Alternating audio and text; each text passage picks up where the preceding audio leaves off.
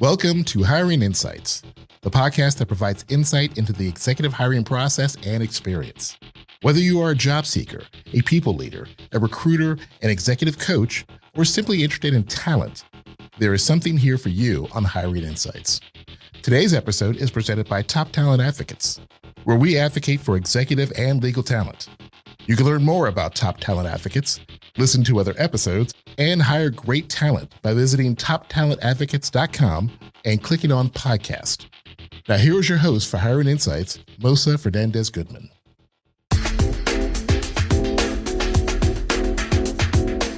On this episode, I'm joined by Matt Miller, who's a chief legal officer in Chicago.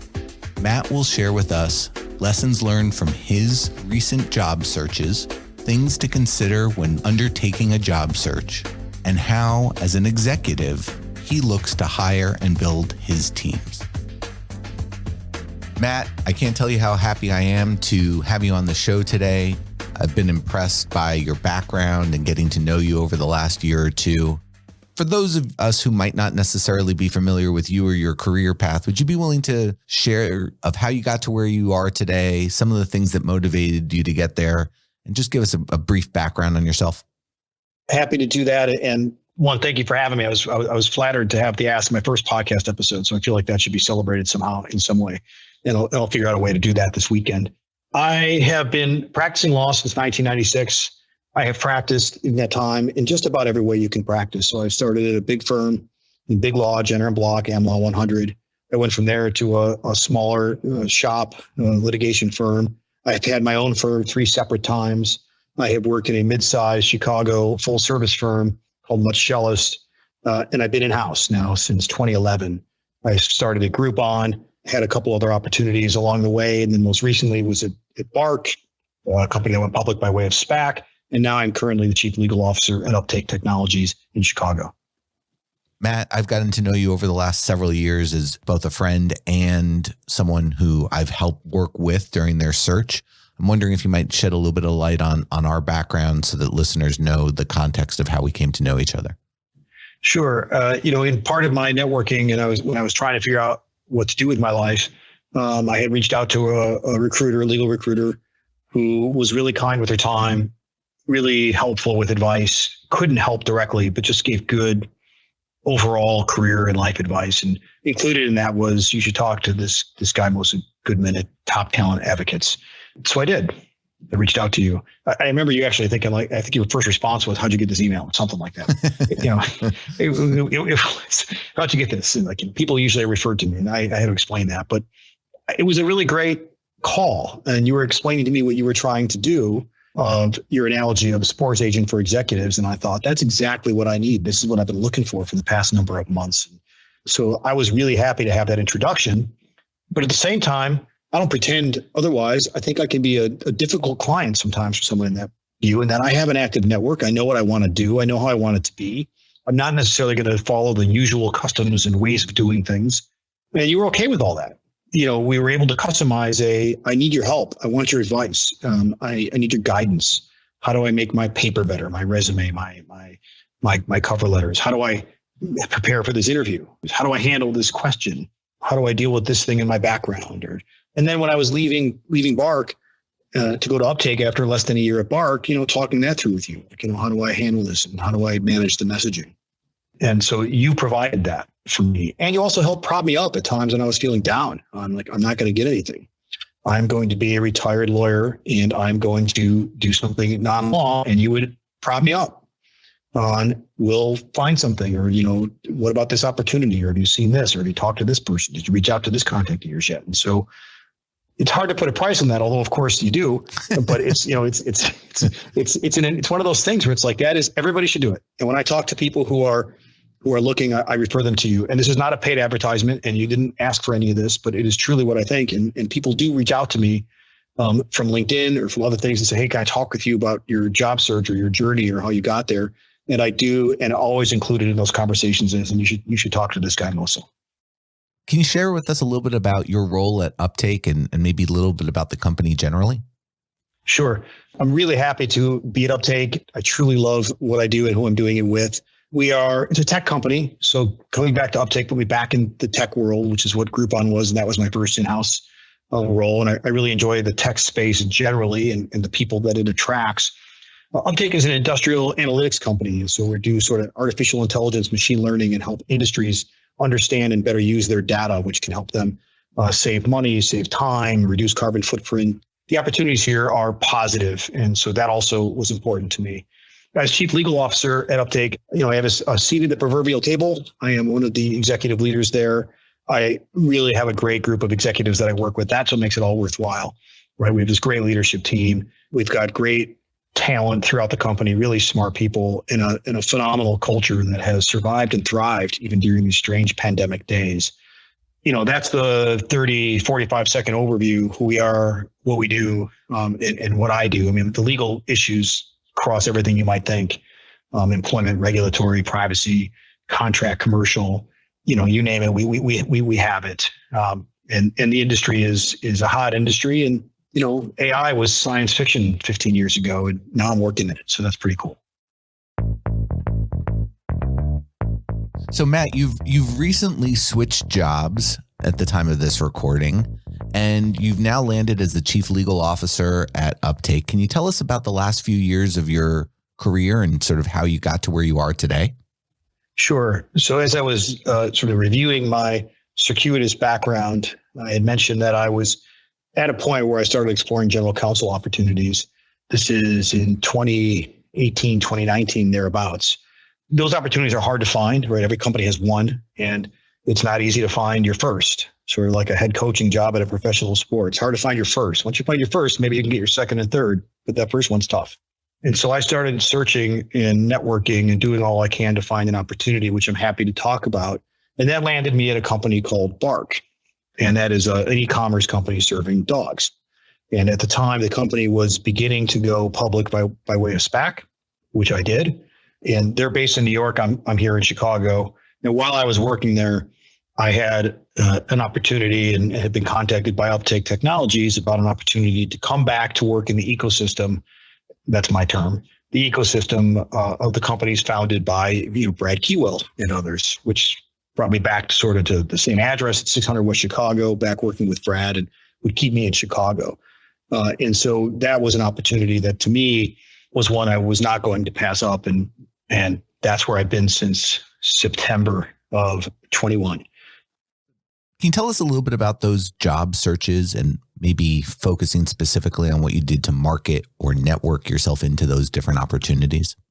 Sure. It's a stressful process. And there's a lot of, for me anyway, was a lot of trial and error, maybe more error than not. But that's just sort of the process, because there are sort of phases that you go through. Panic. What am I going to do?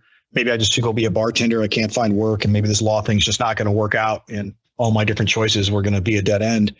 Those thoughts were real. And anybody listening to this who's going through that process, I mean, those are very real thoughts and very normal. And I think people who are searching for a job all experience it. But so what I tell people, having come out of that myself, is you do have to be patient, as hard as that might be, because something will come your way. That sounds more passive than it actually is. You will find something that will work for you, whether it's a long-term solution or just something to mine some time while I try to find something else. You will find that opportunity. It was a lot of networking for me, and that meant being very active on LinkedIn, not just posting, although I was doing more of that, but also watching what was happening in the legal community. Who was leaving a general counsel job, or what companies were maybe spinning off new subsidiaries, and then and also looking at job listings on LinkedIn, on other email servers, on any source I could find, and then taking that information. If I saw a company looking for general counsel, and then going to LinkedIn and finding out, who do I know here?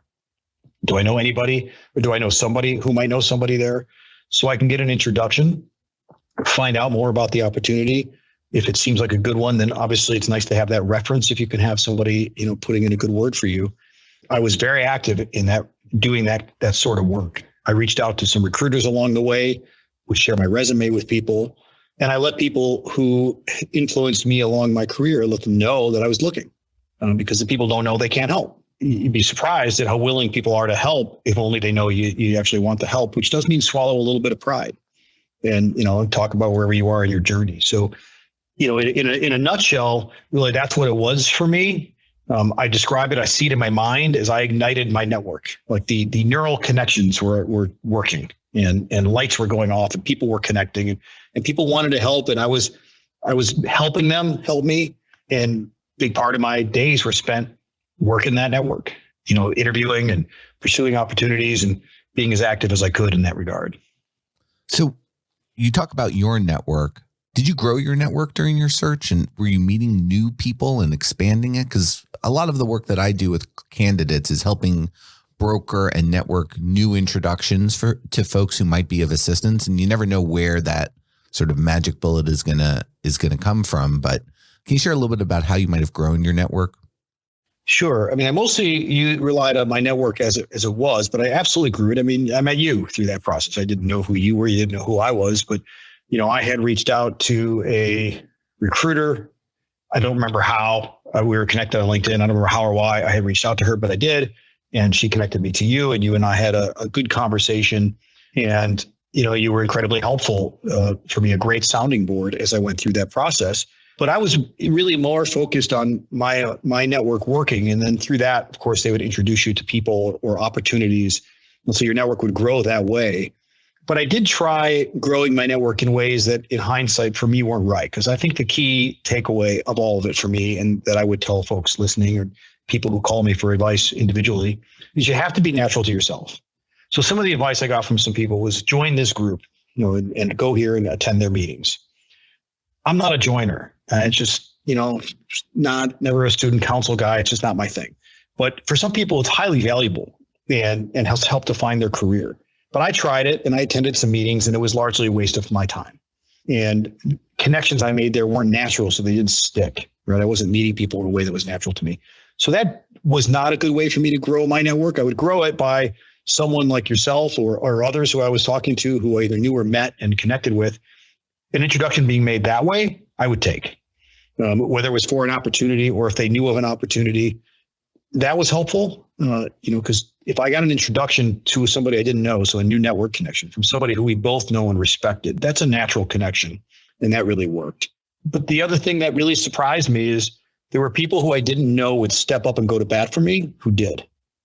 And there were people who I thought, God, this person's going to be incredibly helpful. And they were not.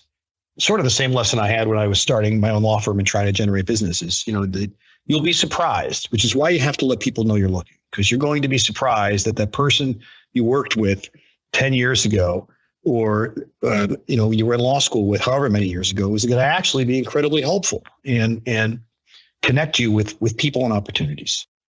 Matt, it sounds like you were your own best advocate in helping go out and network and let people know that you were interested and excited about what opportunities might be out there.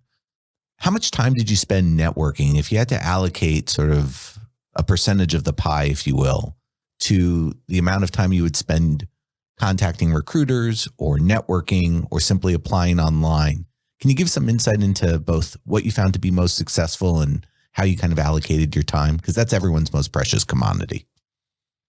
Yeah, I spent probably too much time on it. And some of the advice I received, which was good advice that I did not follow, was don't spend all day, every day on this. It'll drive you crazy. It'll really do mind tricks with you because, you're going to be sending out resumes and talking to people and you're not going to be getting every opportunity. Maybe you don't get any interviews for some period of time.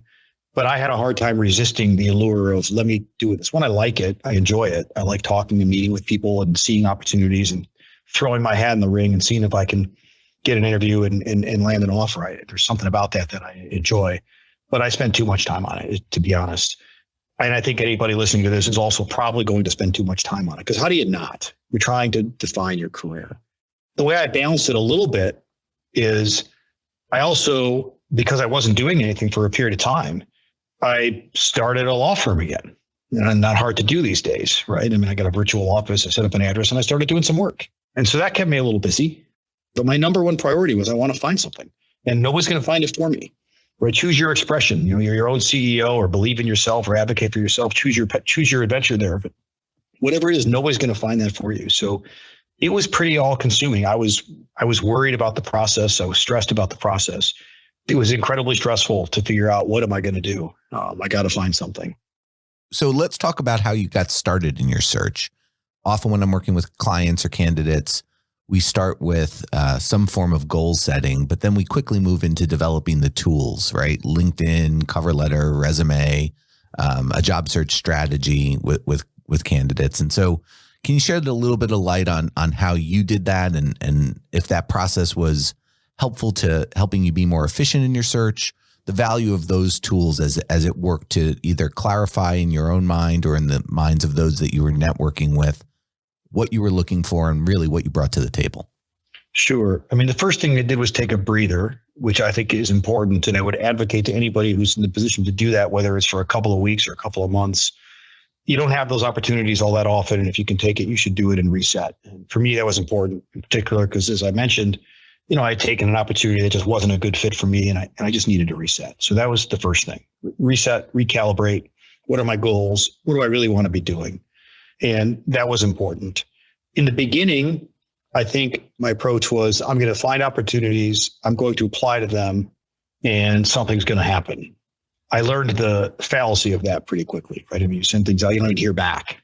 But you don't know why, because on paper, you think, gosh, I think I'm pitch perfect for this, right? This should be great. And so I didn't really form a strategy until I got introduced to you and some others around that same time of, okay, you got to really think about a modern resume. How do they work? And also web crawlers, which is what all the recruiters now use. And how do you make sure your resume is going to answer the things and changing it based on different jobs you're going to apply for? Not the guts of it, but there are ways to set up your resume.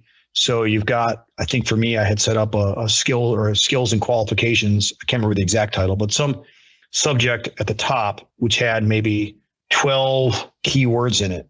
That made sense when you were reading. It wasn't just keywords that like a bot would read. It made sense. But I might adjust it depending on what I'm applying for. If it was an international job, I might have put on there, international experience. If it was a job that was going to be heavily focused in a consumer-facing industry, I might add that up there. So I started to develop that strategy of make sure your resume is individualized, but not so much that you're spending hours each time you apply for a job because you're going to run out of time. So structuring it in a way that the body stays the same, but you have some things you can play with, levers you can pull for different applications. And same with a cover letter, right? Write a cover letter that's got a couple of sentences that maybe you change each time.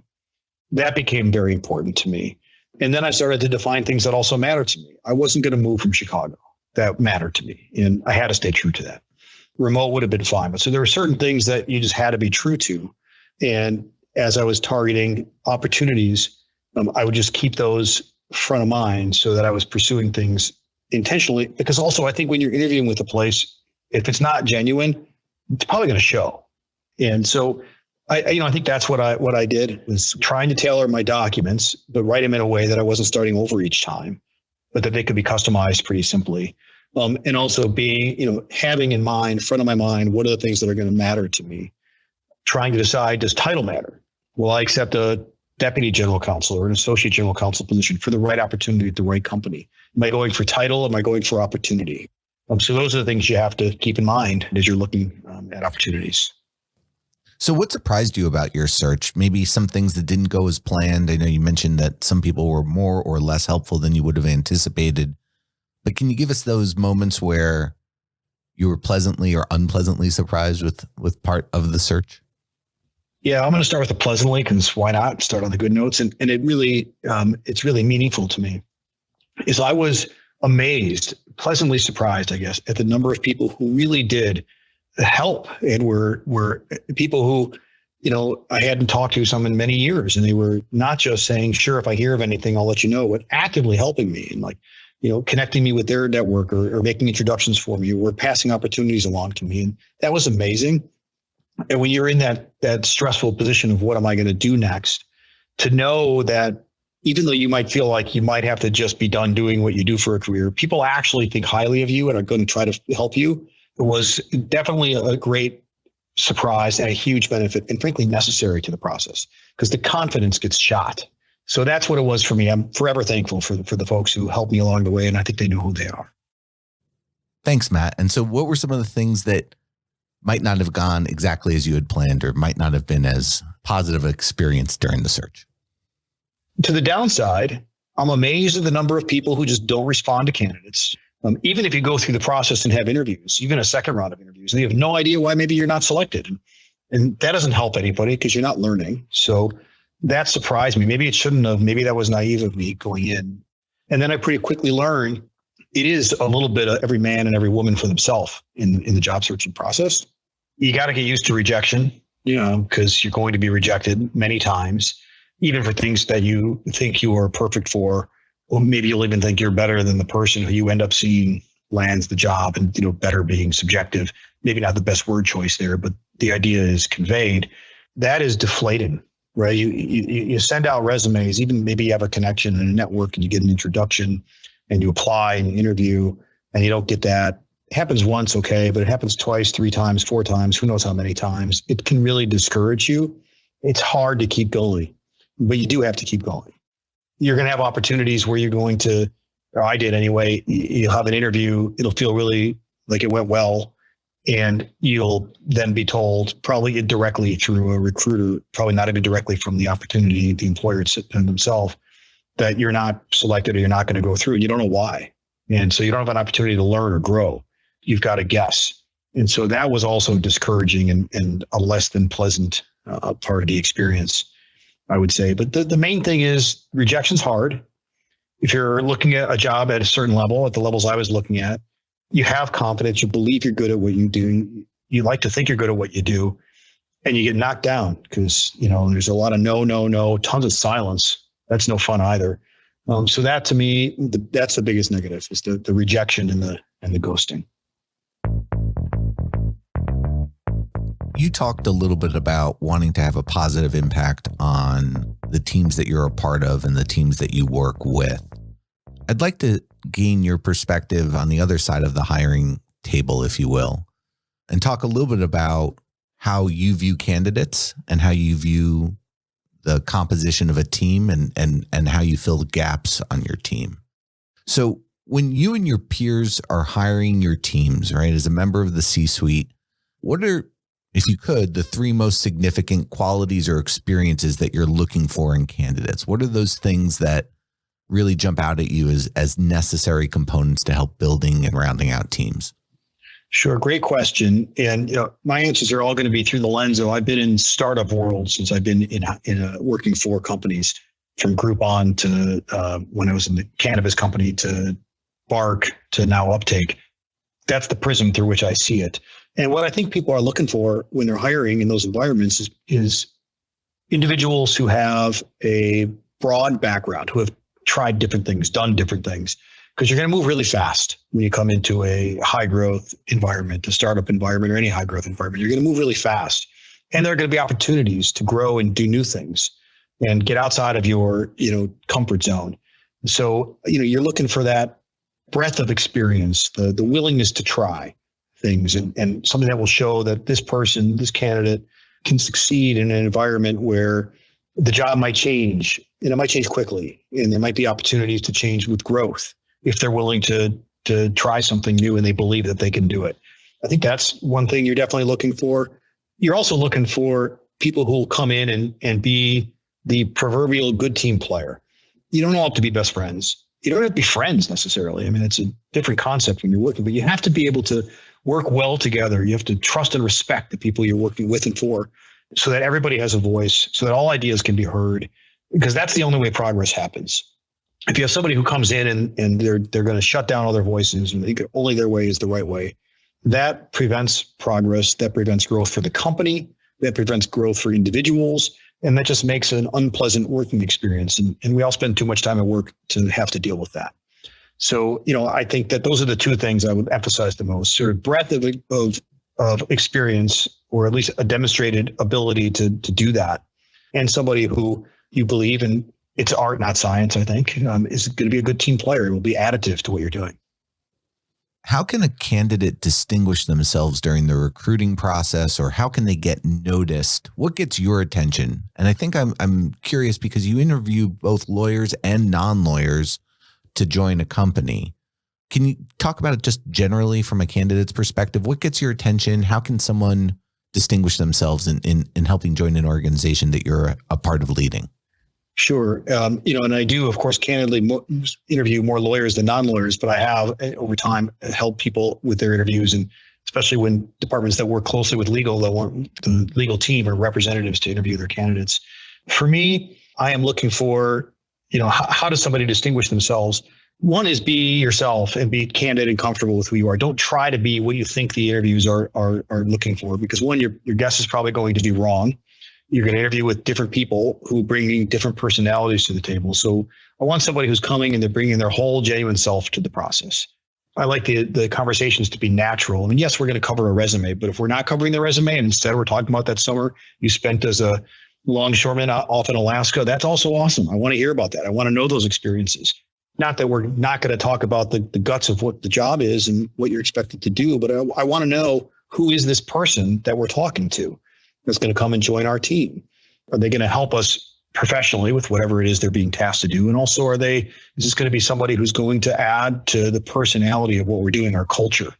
Everybody talks about culture. It's this, what is culture? And however you define it, at the end of the day, it's the sum of the parts of the people you bring into the table. And so, that's, to me, the number one thing. Be genuine, be yourself, be honest about what you're trying to do. And I'll put it in the law department. If I'm interviewing somebody who says, I want to be a general counsel, I want to be chief legal officer, I want to know that. I'm not going to feel threatened by that. I want to know that, because now I know, one, the person's ambitious and has goals, and I want to help the person get there. And that might mean they're going to leave in 3 years because, I'm not going anywhere. But I want to know that. I don't want somebody coming in and saying, I just want to work for you forever. And that's not a genuine, and I'm going to feel like you don't really want my job. You just want any job. So you have to convey that the job you're interviewing for is something that you uniquely want, for the good and the bad that come with it, right? You don't want it just to seem like I'm just looking for a job, any job. So you have to be honest, you have to be genuine, and you have to take some risks. There's people say, when you're being interviewed, you're also interviewing the people who are interviewing you. And I agree with that fully. Ask hard questions, ask real questions, ask about trajectory. I think those are the things people want to know that you care about.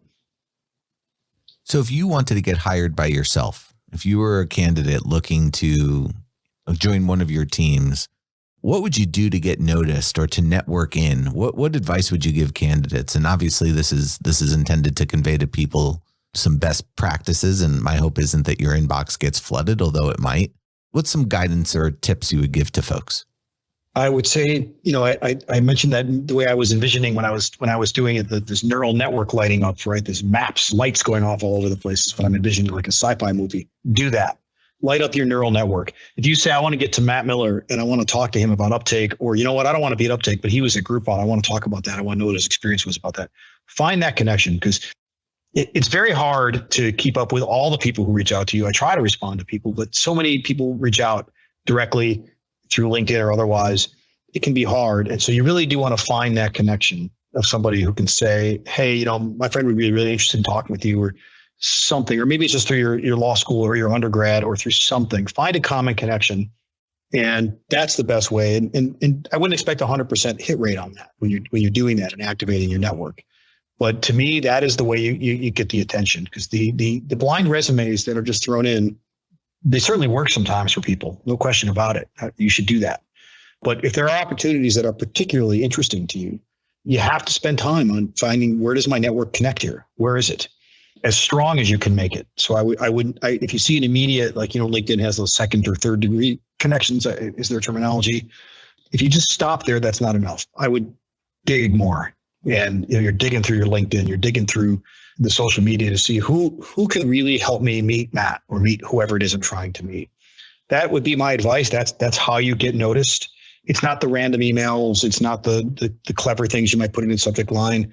Sometimes it might be those things. But the best way is to find that connection. That's so true. And that's obviously what we do for our clients all day, every day, is help make those introductions, either putting our sort of seal of approval on it or working with others to help them broker those introductions and networks. Yeah. And sometimes if it's not under the cover of I need something, or just I want to learn. So I have something right now where recent college graduate whose family I know is in a similar industry and wanted to talk about some things, and wasn't hey, can you talk with this person about, how'd you get to where you are? Especially since I have a non-traditional path, right? I wasn't Harvard and then Yale and then all these fancy things and then be at a fancy law firm forever and be partner and then be chairman of something. I mean, I had a nonlinear path. And so to reach out under cover of, I just want to make the connection to talk about how you got to where you are, or somebody said you'd be a good person for me to talk to, this person that we both know, that is great. Don't over ask. Don't say, hey, can you get my neighbor, my friend, my cousin a job? That's an over ask. So, Matt, I'd like to talk a little bit about recruiters, and your focus being in the legal field will focus primarily on legal recruiters. So can you share with us a little bit about when, as a CLO, chief legal officer, you'll engage a recruiter, or when you start to consider engaging a recruiter as opposed to working through normal or non-recruiting based hiring channels? I have never used a recruiter in hiring in legal. I just haven't had a need. So when would I consider it? I would consider it if I'm not finding the right candidates for a particular role for whatever reason. Like maybe I'm just not finding the right qualifications, or maybe it's a geographic limitation. But if I'm not having success over a reasonable period of time, then I would go to a recruiter. I have a very good and active network. When I post jobs, I get responses. And also, there aren't that many opportunities inside of companies in terms of the demand and the need. So when you post something, you're going to get a lot of resumes. Like I said, I've just never had a hard time finding really qualified, really good candidates for jobs. So I've never used them. I would only imagine using a recruiter if I just can't find somebody that I need. And what about as a candidate, as someone who had been looking? How did you leverage recruiters, and what was your experience like in working with or making outreach to recruiters? Maybe there's more experience there to shed light on. Yeah, I had a lot of experience there. And I'll say that from a candidate's perspective, the recruiting industry is broken. Certainly from a perspective of somebody who wants to work for a company. It's different if you're trying to move from law firm to law firm, where recruiters will help you directly. In the corporate world, recruiters are hired by the companies to go find candidates. And so reaching out to recruiters is something, it's probably a necessary step. I did it. I would submit my resume. A lot of them have online portals, send us your resume, do that. I sat and had lunch or drinks with some recruiters. I did all those things. 90% of them turned into not even a good relationship, just nothing. It was just sort of probably an hour lost for all of our time. Some recruiters were helpful, like even though they'll be very honest and they'll tell you, and this is sort of one of my themes through this discussion, be honest about what you're looking for and trying to do. And some recruiters are really honest. Say, look, I would love to help you, but I'm working for the companies and I have specific directives, and I don't have anything here, but one of the recruiters introduced me to you. And so that was a huge value to me. But a lot of them will just say, hey, I don't work for you. Send me your resume. I'll call you if I think of something. And I think that they don't and they won't. Their bread is buttered by going to the usual candidates and hiring people out of high level positions and high profile and moving them around. It works again back to the analogy of head coaching in professional sports, right? Once you're in, you can coach the Bears 1 year, and then a couple of years later, you're coaching a different team. And if you're not successful, you'll coach the New York Jets or the Detroit Lions, or maybe you'll take that step and go to college and then come back up. So there are a lot of things. To me, if I'm talking to somebody who's really looking for hard for their next opportunity, I'm not going to be telling them you should be really investing in recruiters. You should invest your time there, because I don't think the recruiters are going to pay attention to you. And I think that's unfortunate, because when you're looking for a job and you're in between, you're vulnerable. You're in a vulnerable state of your life. You're worried about your bills, your mortgage, your kids, whatever your life circumstance might be. You're worried about how am I going to make it keep working? And you'll just not get return phone calls, or people will kind of give half a try if they're recruiting for something. They're just not going to vary from the specs they were given. I did not meet any recruiter who was willing to say, Matt, I think you're awesome, but you're not exactly what this client wants, but I'm going to see if I can get them to talk to you anyway, because I think you'd be a great fit, which is, to me, sort of I think a little bit what you do, but certainly not what the recruiters do. And that was a little bit discouraging, because you're like, you talk to someone, you're like, I know I can do this job. I know. And I know you're telling me what they want is they want, this degree, or they want this number of Super Bowl trophies. I get it. But I would say, you got to do what you got to do. So sure, it doesn't hurt. It takes 5 minutes to go online, upload your resume to all their portals, do all that kind of stuff. If somebody introduces you to a recruiter, or you have a chance to meet one and have lunch or have a coffee or have whatever it is you want to do with your time, you can certainly do it. But on the list of things that are likely to be successful, that's not going to be high. So, Matt, you left Bark, I think within a year of becoming their general counsel. And I think for some of our listeners, they might view that as a quick change and perhaps even stigmatize it a little bit. Would you shed some light on the sort of process that you went through in thinking about leaving a job by what all accounts is quickly, and how you think people should consider those types of opportunities and when it's okay to do that? Yes, great question. You have to be thoughtful about that stuff. I mean, it was a quick departure. Some people who think that would be thinking correctly on just math. It was a quick departure. But I think that the stigma around that is dated. I don't think that matters that much anymore. It doesn't mean you should job hop. You should not job hop. But opportunities come up when they come up. You cannot control that. And you can't forego an opportunity that might be the right one for you because you feel like it's going to look like a short time to somebody, whoever that somebody might be. That cannot be your measure. But you have to be thoughtful and considerate about it for yourself. Like, is this the right thing for me to do? Am I going to put myself in a jam? And also others, like, why am I doing this? So you got to think about, how would I explain it? If somebody like Mosah Goodman brings me on a podcast and asks me about it, how am I going to explain it? And for me, I went through all of that analysis. And, the opportunity to come work at Uptake, Chicago-based company with people who I had known for 20 years, right? The founder of Uptake is Brad Keywell, and I met him on the opposite side of a case, and then worked in Groupon, which is another company that he was part of the founding team for. That was just a great opportunity for me. And one that I certainly wished it had come up at a time when there wasn't going to be a short stay interruption, but I don't control that. And so I have to make sure that when I'm leaving Bark, I do that on good terms and do it the right way. And I tried to do that, and I hope I succeeded in doing that. I had onboarded a lawyer there shortly before I was leaving. And so I felt like I was leaving them in a good spot. And of course, I wanted to talk with the person I hired to make sure he understood what was happening, and tried to leave it all on good terms, knowing that I can explain to folks that this is a better opportunity for Matt Miller. It may not be for everybody, but for me, coming back to work with people who I admire in an opportunity that I think is fantastic in an industry that I think is high growth and it's very relevant and very timely.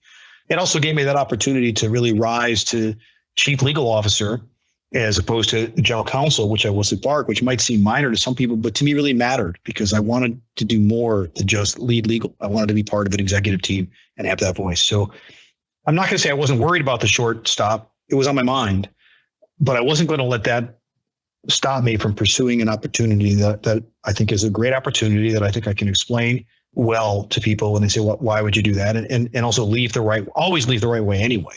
But particularly if it's going to be relatively short, you want to make sure you leave the right way. But at the end of the day, it's your career.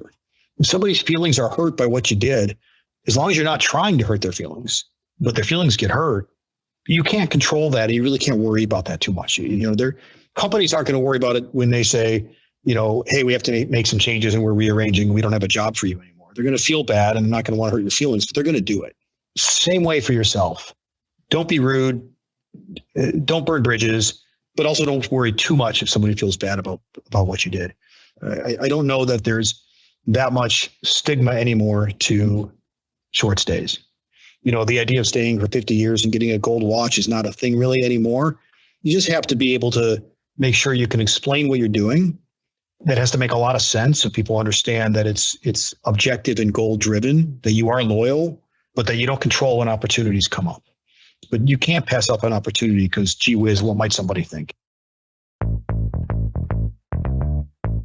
Matt, one thing that a lot of people are factoring into their decision when they're making moves in their career or looking for new opportunities is compensation. And you and I, over the course of our work together, talked about that topic quite a lot because it's an important factor. It's not the only factor in someone's job search. I'm wondering if you might shed a little bit of light from both sides of the table as an executive who makes and extends offers and as a candidate, how you think about compensation and some of the things that others should be thinking about. Well, great question. Obviously, it's always top of mind for people. I think when you said that it's an important factor, but not the only factor, that's sort of the key, right? Compensation matters. You should know your value and you should want to be paid your value. But that can't be the only thing, right? Because if there might be some opportunities that will pay you more than other opportunities, but it's just, you're not going to like the culture. You're not going to like your life. They're going to want you to do things that aren't going to fit with the rest of how you imagine your days. And so it can't be your only factor. But you do, as a candidate, I'll talk about that role first. You do have to have some idea of what is my worth in the market. And you're going to have to define that market yourself. Is that a geographic market? Is that a job role market? What is it? Is it a public company market versus a privately held company market? And you're going to know that just from peers and other people, maybe other jobs you've had. And you should not settle for anything less than that with an asterisk. The asterisk being, unless you have a really good reason to do it. Like you love the opportunity. You think that maybe you want the experience that company is going to provide, and maybe you don't see it as a long-term solution for you, but hey, I really want to get experience in this industry. And so even though they're under market, I can do this for a little while. But my warning to you then would be, don't forget your goal, which is that's not your long-term answer. So if you take something like that because you feel like, hey, I really want to get experience in this industry, they a little bit underpay, but I'll get the experience and then I'll move on. Don't forget the then I'll move on part, meaning you have to start your networking and you have to start building your brand, because otherwise you'll find yourself undercompensated for far too long, and you'll go way past your shelf life of I want to get the experience. You'll have the experience. In the candidate world, you have to know your worth. People are going to give you different answers on what that is. West Coast folks might say it's based on some percentage of the company and what your role is. That's too complicated of math for me. I always just had numbers in mind. Like I think the numbers about this based on peers I talk to and things I know. And that's what I was looking for. From the hiring side, I want to know candidates know their worth. That tells me they value themselves and they believe in themselves. It also tells me they've done their homework. They know what the ranges ought to be.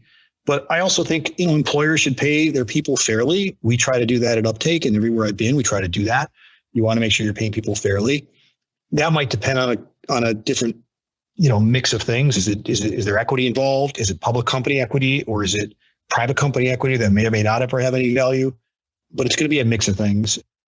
It really does bother me when I see employers, and when I say see employers, I mean things you see people talk about on LinkedIn, how companies might try to get people on the cheap. I think I saw somebody put it as they want to get rock star singers for backup singer prices. And that's just the wrong way to do business. So I think that you shouldn't do that, because if you're doing that as an employer, you might get people in the door because maybe they want that experience, or maybe they just need to get it. They've been out of work for so long, they just need to get something. They're not going to stay. So you're not going to build any really good culture. The dive and save in the end zone, to use a term that I like and have adopted, right? So you know what I mean by that is somebody leaves and you say, oh, hey, we'll pay you more money. That's too late. They might say yes, but all you're then doing is buying some time before they leave again. Why not show people their value at the beginning when you know their worth? And if somebody then finds some position that pays them more money, maybe you got to be okay as an employer with them going to pursue that, because that might be outside of what you think the market is, right? And so everybody's got to be reasonable and try to treat people the right way and respect the decisions that people make if they have different views of what the market ought to be. But, the summary for the candidates is don't sell yourself short, know your worth. If you have to take a stop along the way, keep your eye on the prize and don't lose sight of your goal. And from the employer side, treat people fairly. Remember that at one point in time in your life, whether recently or a long time ago, you were that candidate. One thing that people who haven't quite achieved their executive level status yet in their professions might be wondering is, how long should I stay in a role? What does loyalty look like in the year 2022 and beyond? How should someone who wants to get to that level, but has a number of years, if not decades before they get there, be thinking about issues of loyalty and their own management of their career? Okay, great question. I think loyalty matters, but loyalty can look different ways, right? So you can be loyal to a place and still leave after a year or two or three, or whatever the time might be. I'm going to relate it to myself for a second and then come back to the center of the question. I was at General Block 4 years. That's not that long of a time in a lawyer's lifespan. Very connected to the firm. I work with them. I'm friends with many of the lawyers there. I'm friends with many of the alumni there. It was an important part of my development as a lawyer. And a lot of that just depends on how you leave a place. And today's workforce is pretty mobile. People, especially newer people coming into the working world, are willing to move more easily than people were a generation ago. And as hiring people and executives, we have to understand that. And part of the success people are going to have is if I can make somebody better, they can find more growth, more success by moving on. But I'm part of that chain, right? I'm part of that their success. That makes me feel excellent, just as good as people who stay and can promote all the way up. I don't want to stand in somebody's way. If I don't have vertical mobility for somebody, but they've got a great opportunity and I can help them get there and help them succeed, I want to do that. And I think most executives I know and leaders and hiring managers I know these days feel the same. This notion that you have to be loyal and stay until you're done working or until somebody else leaves and you can take their job, that's unfair to people. right back to that concept of you got to take care of yourself first. So I would be telling people working their way up in their working life is you got to just pay attention to your reputation, right? And so if you're going to leave a place because you think you have a better opportunity, do right. Be honest, be forthright with people, and then it's okay. If you're moving every 6 months or every year for no particular reason other than maybe $10,000 more here or there every time, I think people will see through that. But if you've got an opportunity to say, I was there for a while, but then here I had an opportunity to have a much bigger, let's take it in the legal world, all of a sudden I was going to manage 3 different aspects of a legal function instead of just the one that I was doing here, or they were going to let me work internationally, or they were going to let me handle something else more directly. That's a perfectly good reason to make a change. And I think people should be okay with that.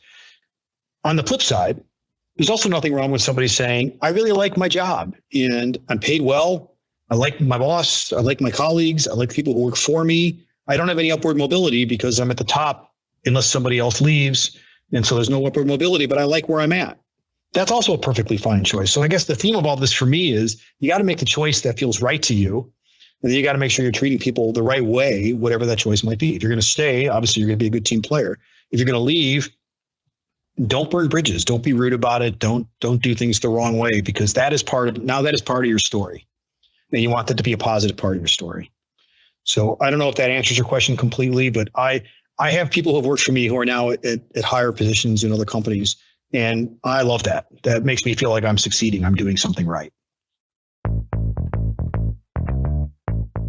Matt, on every episode, as I might have told you when we were talking about you coming on the show, we support a different nonprofit for every guest. And I'd like to know today what nonprofit you would like for us to support as a small token of appreciation for joining the show. Sure. Great way to close. Love the idea. And when you raised this for me, which really quickly came to mind what I was going to want to do. It's actually not an organization that I'm directly involved with, but I see their work and it's really meaningful. Organization called Thresholds here in Chicago. They're very active in mental health and mental well-being, community, and that's an important issue to me, always has been. It's, of course, become incredibly important and more in the spotlight through these COVID years as that's becoming more something that people are more comfortable talking about. I'm connected with them on social media. I see things they do in Chicago. I just think their work is so incredibly important and valuable. And so my pleasant surprise for them, although I'm not involved with them directly, is that's who I want to support with this. Thanks so much, Matt. Really appreciate it. Look forward to keeping in touch with you. Thanks so much. All right. Thank you. Thank you for joining us on Hiring Insights. Remember, you can learn more about Top Talent Advocates and listen to other episodes by visiting toptalentadvocates.com and click on the podcast link. You can also email us at tta@toptalentadvocates.com.